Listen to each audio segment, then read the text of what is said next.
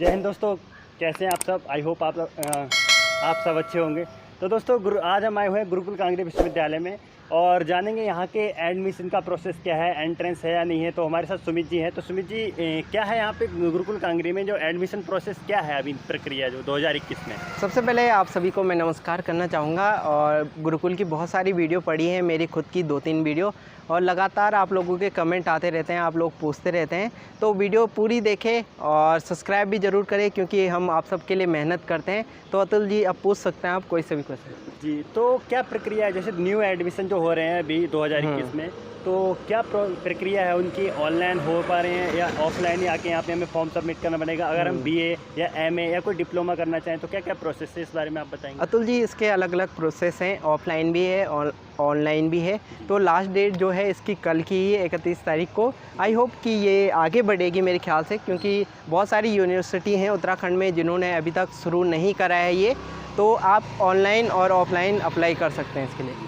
तो अगर हम बीए में एज ए पर्पज़ में लेना चाहें, साइकोलॉजी से जैसे अगर हम लेना चाहें या फिलॉसफी लेना चाहें तो कैसे ले सकते हैं, क्या प्रोसेस है उसमें? अतुल जी, जो बीए है उसमें तो आपको सिंपल सब्जेक्ट लेने पड़ेंगे, वो ग्रुप में डिवाइड रहते हैं। चाहे हिस्ट्री ले आप, योगा की बहुत डिमांड आती है, योगा ले सकते हैं आप, फिलॉसफी आपने कहा, आप स्पोर्ट्स का सब्जेक्ट ले सकते हैं।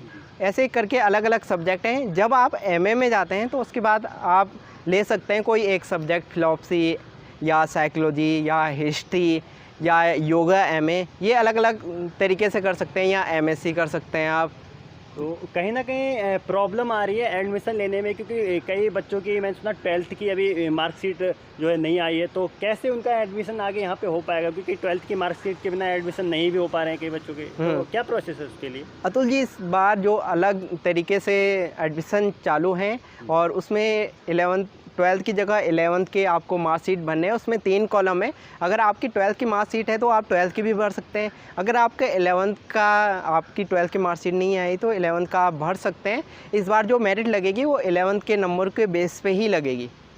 तो यहाँ पे जो अभी आप बताए थे मेरिट लगेगी, एंट्रेंस का कोई चांस है कि एंट्रेंस होगा या नहीं? क्योंकि अभी पेंडेमिक के दौर में काफ़ी हद तक कई यूनिवर्सिटी जो है जहाँ तक है बंद कर रहे हैं, एंट्रेंस नहीं ले रहे हैं, मेरिट बेस पे ले रहे हैं। तो आप इसके बारे में क्या बताएंगे कि यहाँ पे एंट्रेंस हो रहा है कि नहीं होना है? अतुल जी, जो 2-3 साल पहले यहाँ पर जो आपके मार्क्स थे उसके बेसिस पे आपका एडमिशन होता था, लेकिन 1-2 साल पहले ये स्टार्ट कराया गया था कि आपका जो परीक्षा ली जाएगी और उसके बेसिस पे आपका एडमिशन होगा। लेकिन जो ये कोरोना है इसने पूरा ठप कर दिया है पूरे सिस्टम को, क्योंकि यहाँ बुला नहीं सकते सारे बच्चों को। तो इसलिए जो भी सिस्टम है इस समय ऑनलाइन है। तो इस बार हमारी जो मेरिट लगेगी वो 11th के नंबरों के बेस पे लगेगी, या आपके जो बीए के मार्क्स हैं या एमएससी के हैं तो उसके बेसिस पे एडमिशन हो रहे हैं इस बार गुरुकुल में। तो मैं पूछना चाहूँगा, क्या संस्कृत है हमारे कॉलेज में, ये जो गुरुकुल है यूनिवर्सिटी है, इसमें संस्कृत सब्जेक्ट आप ले सकते हैं बीए में या एमए में? जी हाँ, बिल्कुल। आप जो संस्कृत का है आप बीए में भी ले सकते हैं अलग से, तो एमए में तो है ही, बीए में भी आप अलग से पढ़ सकते हो। उसमें काफ़ी चीज़ें आपको कराई जाती हैं और योगा, बाकी हवन भी कराया जाता है। जो हमारी पद्धति है, भारतीय संस्कृति है, उसको लेके काफ़ी बढ़ावा दिया जाता है गुरुकुल में। अच्छा, एक बात और मैं आपसे पूछना चाहूँगा कि एनसीसी अधिकतर यूनिवर्सिटी या कॉलेज में एनसीसी बहुत ज़्यादा ज़रूरी भी हो गई है और है भी। तो क्या यहाँ यूनिवर्सिटी में एनसीसी है और एनएसएस भी साथ में? जी हाँ, बिल्कुल। ये बहुत अच्छा क्वेश्चन पूछा है, क्योंकि गुरुकुल जो जाना जाता है वो योगा की वजह से जाना जाता है। और एनसीसी और एनएसएस, बहुत सारे बच्चे सोशल फील्ड में जाना चाहते हैं तो उनके लिए एनएसएस बेहतर रहता है, और जो आर्मी में जाना चाहते हैं तो एनसीसी। तो एनसीसी में आपको कह दूं कि सबसे बेस्ट जो है गुरुकुल है, अगर बात करें नेशनल लेवल पे भी, क्योंकि यहाँ के जो विद्यार्थी हैं काफ़ी मेहनत कराते हैं, और जो यहाँ के जो सार्जेंट हैं या हमारे जो सीनियर ऑफिसर हैं वो भी काफ़ी स्ट्रिक्ट हैं और काफ़ी अच्छी चीज़ें कराते रहते हैं एनसीसी में। अच्छा, मैं एक क्वेश्चन और आपसे पूछना चाहूँगा कि हॉस्टल की व्यवस्था है या नहीं है यहाँ पे? क्योंकि कोई बाहर से एडमिशन के लिए आता है तो किस तरह से रूम लेना पड़े, या पीजी में, या जैसे हॉस्टल है, तो इस बारे में आप क्या बताएंगे? बिल्कुल, इसमें आपको बहुत सारी सुविधाएं हैं। अगर आप बात करें हॉस्टल की तो हॉस्टल भी गुरुकुल में हैं, और अगर आप बाहर रहना चाहते हैं तो बाहर भी रह सकते हैं।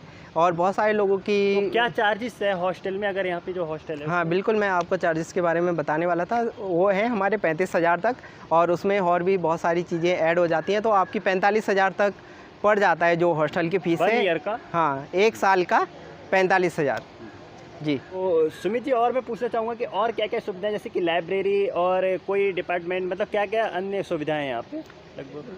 अतुल जी, यहाँ गुरुकुल में आपको सारी सुविधाएं मिलेंगी, कैंटीन चाहे वगैरह जैसे कि हाँ जी, बोल सकते हैं। बहुत सारी सुविधाएं मिलेंगी। लाइब्रेरी है, बहुत बड़ी है, उसमें आपको एसी वाले रूम भी मिल जाएंगे, तो आप सुबह से शाम तक पढ़ सकते हैं। सुबह 10 बजे खुल जाती है लाइब्रेरी और 5 बजे तक आप आराम से वहाँ बैठ सकते हो, अगर आपको क्लास लेने की इच्छा नहीं है आराम से। क्योंकि बहुत बार होता है कि हमें अकेले पढ़ने की आदत होती है, या शांत रूम में क्लास में बहुत सारे बच्चे डिस्टर्ब कर देते हैं। वैसे गुरुकुल में ऐसा है नहीं, गुरुकुल बिल्कुल शांत माहौल रहता है। आप अगर चारों तरफ भी देखें तो बिल्कुल शांत माहौल है, यहाँ पेड़ हैं, कहीं भी बैठ सकते हैं। बाकी स्पोर्ट्स की बात करें तो यहाँ आपको जिम मिल जाएगा और स्पोर्ट्स का सामान ज़रूर मिल जाएगा। अगर आपको फुटबॉल खेलना है, क्रिकेट खेलना है, तो आपको सारा सामान गुरुकुल में मिल जाएगा, और वो भी बिल्कुल फ्री।